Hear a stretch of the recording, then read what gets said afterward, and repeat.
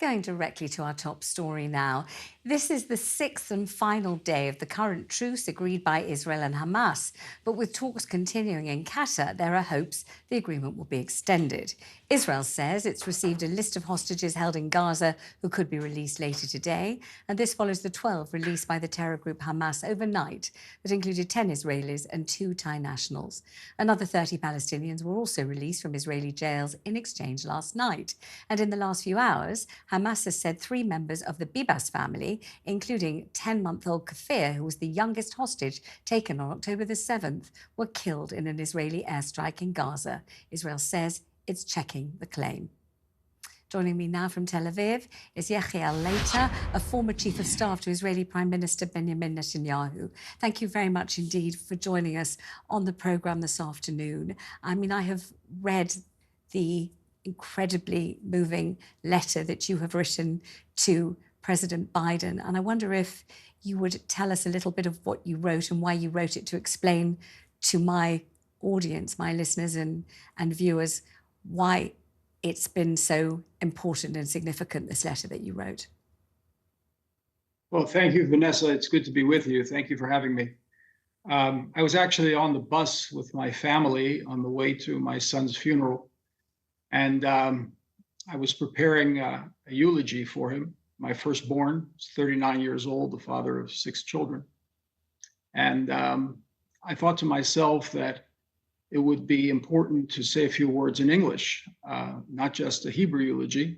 You know, I had written speeches for prime ministers and presidents. I had never really written a speech. I never intended to write a speech for a eulogy of my son. But I thought, as I was writing a few words in English, that I should address it to President Biden. We both come from the same city in the United States, Scranton, Pennsylvania, and we both lost a son. So I did appeal to the president to cease and desist from any pressure on Israel to terminate our campaign to eliminate the Hamas-ISIS axis of terror and evil on our border. And you see, so many people listening and watching will be thinking, why would a father who has lost his son, and I must, of course, express my deepest condolences to you and wish you long life. Thank you. I'm and I couldn't be more sorry for your loss. I really couldn't. And it seems amazing to me that I can say that, and then we carry on discussing as if you're not battling with the most appalling grief and loss. But thank you very much for volunteering to do so. But so many people, I'm imagining, will be thinking, this gentleman has lost his son. How can he not want a ceasefire? Surely that must be what he's praying for, that nobody else on either side will lose a son, a daughter, a mother, a father, a friend ever again. So maybe you'll explain why you feel this in the passionate way that you do. You know, most of us in the civilized world, Vanessa, would be in agreement with what you just said. We'd like there to be no war. We'd like there to be no bloodshed, but we'd also like there to be no evil. But when there is evil, we're left often without a choice but to wage battle against that evil. Otherwise, there's going to be more bloodshed and more warfare. We're dealing with an enemy that sanctifies death. We have to appreciate that. We come from a culture, a Judeo-Christian ethic that celebrates life. And these are people who celebrate death. You just broadcast a picture of a 10-month-old baby that the Hamas kidnapped and now is claiming that Israel is responsible for its death. I mean, it's just a mind-boggling situation where we're actually thanking a group of terrorists who indiscriminately mass murder people, and we're thanking them for being so kind as to release hostages in return for terrorists. That wasn't mentioned in the report. The people that we're releasing are people who have been arrested because of terrorist activity. We're not holding anybody in prison because they were passing out flowers after mosque services. I mean, Yechiel, I'm sorry to kill people. I'm sorry to interrupt you, but I will tell you how it's been represented in the mainstream media in this country. every time prisoners are released, Palestinian prisoners are released by Israel, it's been described as an exchange, as if it's a fair exchange, a hostage, a prisoner, a hostage, a prisoner. And then it's said, and very much stressed by reporters, that many of the prisoners being released are children. And then it's stressed that many of them, if not all of them, were merely, and I'm just reporting the reporting, merely throwing stones. So the impression given is it's a child for a child, a person for a person, and these children were wrongly imprisoned by Israel for doing no more than flinging a pebble, maybe at an Israeli soldier. So maybe you'd like to explain who the people being released are. Well, first of all, Vanessa, thank you for your moral clarity, you and TalkTV for speaking truth to perfidy. We're not releasing people who are throwing pebbles in a pond. We're talking about people who are throwing Molotov cocktails, who are slitting people's throats with knives that they take out of their kitchens. We're talking about a culture of murder and death. And it's unfortunate that in the West, so many people are plagued by a sense of moral confusion and ignorance.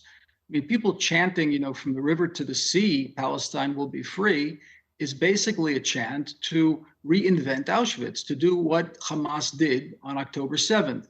I came from a family last night. I've been spending my days visiting other families, bereaved families who have lost loved ones. And I sat with a family last night who had a beautiful daughter, 20 years old, and she was incinerated. There's nothing left of her because she, at the time of the attack, went into a protective unit that was first put in place in her community only because Hamas and the Islamic Jihad are firing missiles from Gaza into our cities. So she ran into this cement unit to be protected. And what they did was they threw 2 grenades through a crack in the wall and then proceeded to incinerate this 20-year-old beautiful young woman. And these people that we're releasing, and Hamas demands the numbers. I mean, they demand that there's at least 3 of the prisoners released for each one of our hostages, are people who are involved with terror, either planning terror or implementing terror. And most of them are not children. The people that they're expecting to have released shortly are hardcore terrorists who have killed people, who have blood on their hands. So this is a civilizational battle. This is something we have to understand. This is a civilizational battle. And I find solace, the only solace that I find in my son's death is the knowledge that he was fighting for values that we hold dear in Western civilization. Yechiel, let me ask you the ideas. Then, because I diverted you to discussion of the prisoners, and really I want you to make for us the point that you made in your letter to President Biden. I said to you, people will be astounded, they will be aghast, they won't understand why a father grieving the loss of his beloved son would not want the president to try to bring about a ceasefire that would be longer, and maybe even permanent. So the longer the ceasefire, Vanessa, the longer the ceasefire, the sooner it comes to Europe and to the United States. We are the small Satan. The United States is the big Satan, according to Iran and the groups that it trains and supports, like the Houthis in Yemen and the Hezbollah in Lebanon and the Hamas, ISIS in Gaza.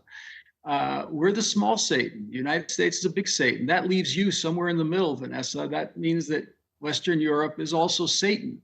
And they're coming for us. They're coming for Western civilization.